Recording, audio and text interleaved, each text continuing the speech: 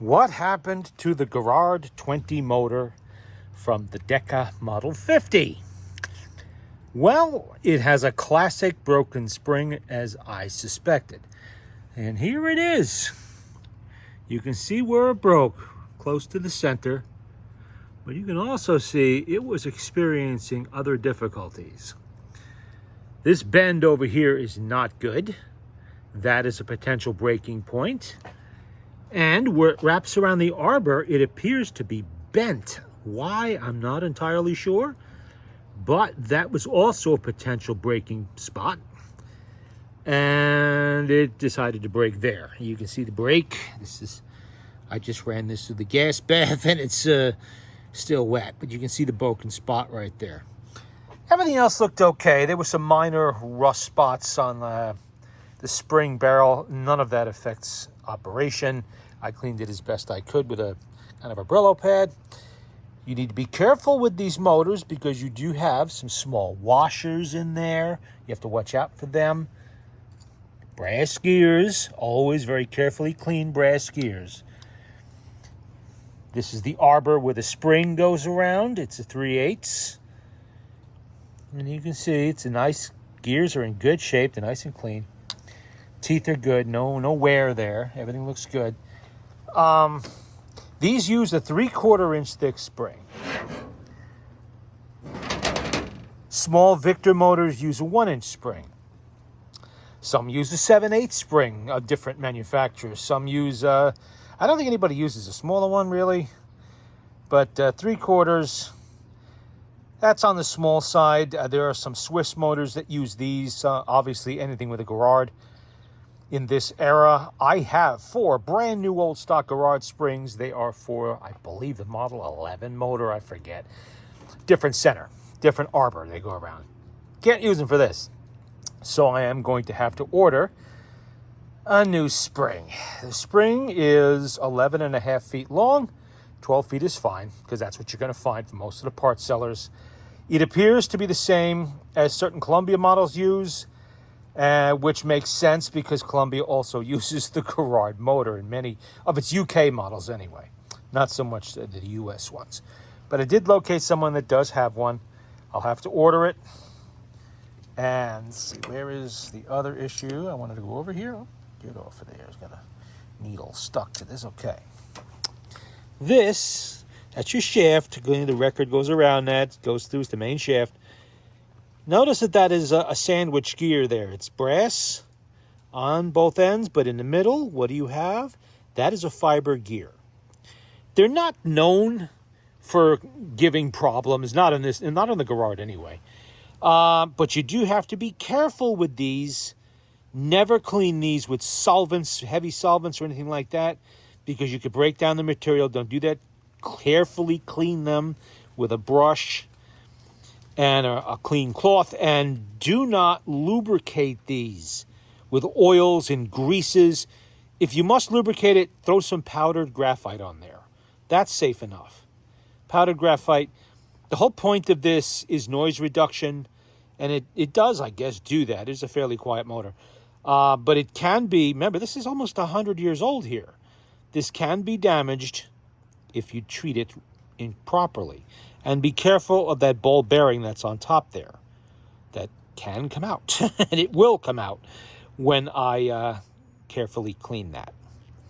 That'll all have to be cleaned with a brush and a cloth by hand. You do not want to damage this. You'll have to buy an entire motor to get another one. Nobody that I'm aware of reproduces that. So take care with that gear. If you do a Garrard motor, they're all going to have it. Let's see, what else? Nothing else that I found that was particularly alarming. That's the spring barrel. The grease inside of it was not rock hard. It was actually fluid. None of it was really built up. You see a few little rust spots here and there and there. That is from humidity and sitting. I strongly suspect somebody replaced the spring in the past, or they had it out for a cleaning and grease job. The grease is just too liquid. It wasn't old. It wasn't nasty. And all 4 of the screws that hold this plate, you can see where the screws go, to the bottom of the motor were loose, all 4 of them. That would have eventually led to a catastrophic failure of something when they worked their way down to the point where the gears could come out of those bronze bushings there and come apart. That would have been a bad day. All 4 of them. So that was pure carelessness on somebody's part when they did the spring job, is what I'm suspecting. And all the grease on the motor was like that. There was no built-up, heavy, nasty, caked, baked-on grease. Now, I guess it is possible it could be original grease, but I've never yet, and I've done quite a few Garrards, I've never yet had a Garrard motor that had loose fasteners like that. All 4 of them on the bottom of the thing. That is not something that would have escaped the factory or lasted really long in use either. They would have come out eventually. But it is possible the grease could have been original, because I have had other motors, both Swiss motors and Garrards, that I'm pretty certain had not been touched for more than at least 50 years, probably longer. And the grease was still, well, it was like grease. It looked normal. It wasn't dried out or anything like that. So they used a different grade of grease than HMB, that is for sure. And Victor also, for that matter. Although Victor, you really can't say much about the grease, because they ceased operations basically in 1928. RCA did keep it creeping along with a few new models up to 1932. But, that was a very long time ago. Everything after 1932 with a Victor name on it was built by somebody else. It was not built by Victor or RCA. They contracted it. So if you have a 1921 Victor machine of some kind, Victrola or something like that, and the grease is all baked on there, that's normal, because that machine really received no maintenance after the company closed, more likely than not, unless it was done by the owner or the village blacksmith or whatever, because the dealer network quickly folded and during the Depression, and there was really no one to fix these unless you did it yourself. Towns and villages no longer had their Victrola repair shop anymore. It was all done by individuals. You had to find someone to do it. So a lot of it just didn't get done, unfortunately. But that's the story on what killed the Garrard motor. It's unfortunate, it happens. Springs will break. It doesn't matter what the machine is. The most expensive to the cheapest models, doesn't matter. You can break a spring, and a lot of reasons this is going to happen. It could have been weather-related, temperature-related rather. Maybe it was a really cold day, and the spring just decided, that's it. Because you know what? Springs don't like cold. Any springs. It doesn't matter. You can break a spring in your car's suspension, although they're a lot heavier than this, but still you could. Springs like flat, little, thin. Look out there. That's not a very thin spring. I mean, a thick piece of metal there.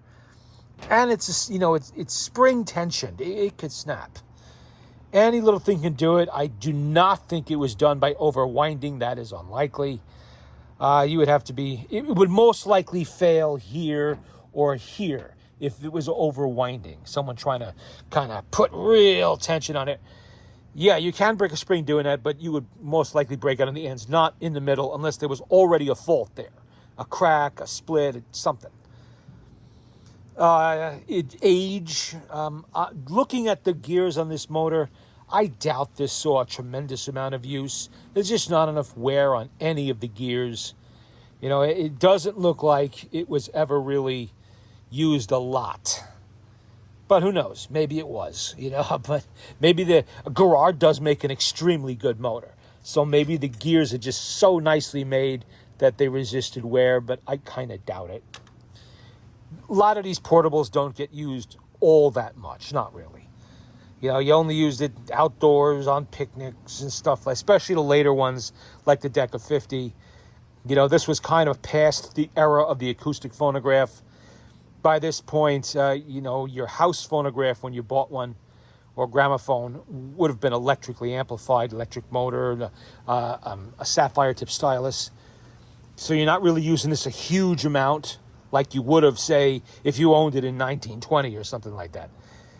Then you would have had it all the time playing something, because that's your only method of playing records, maybe. But that's the story here. And now I have to order a spring, and that'll take a little while. And while that is being ordered, I can work on the case issues. Those wooden blocks that mount the motorboard that are missing, basically, and one that's broken. That will have to be repaired. That is cutting a piece of wood, gluing, clamping, drilling a new hole, all that fun stuff. And see what I can do about the Rexine, which is really a matter of gluing, and I suspect when I peel off that electrician's tape, I'm probably going to find a missing piece. I know I have some Victor Victrola 35s that are basically total basket cases. I'm sure one of them can sacrifice a small piece of black Rexine type material. I can try to patch in there. We'll see. We'll see what I can come up with. You know, heck, you could even use a black magic marker if you wanted to kind of blend in the spot, but I'll see if I can improve that electrician's tape, which kind of looks like an eyesore. So, alrighty, that's it for now on the Decca 50 and what killed its motor. It gets me. Look how tiny that little spring barrel is.